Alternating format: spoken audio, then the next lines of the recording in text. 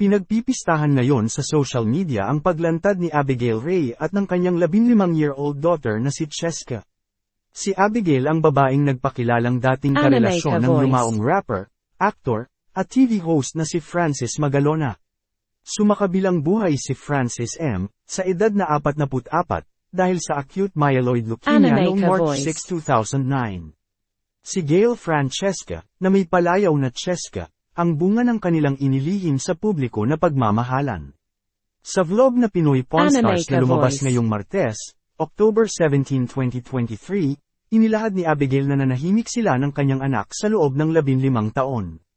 For 15 years, nanahimik ako. Siguro naman ito na lang yung karapatan na pwede kong magawa para sa kanya, Cheska.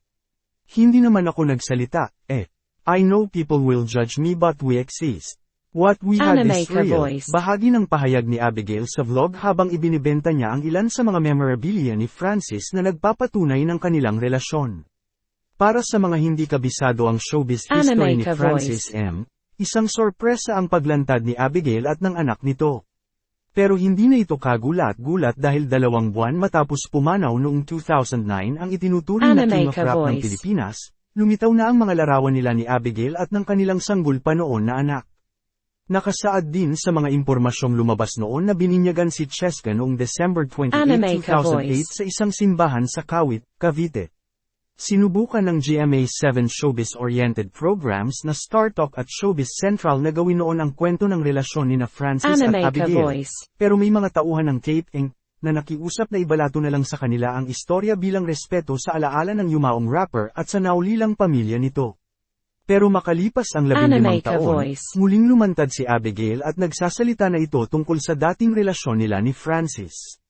Ayon kay Abigail, nakita siya ni Francis na nanunood noon sa studio ng Itbulaga.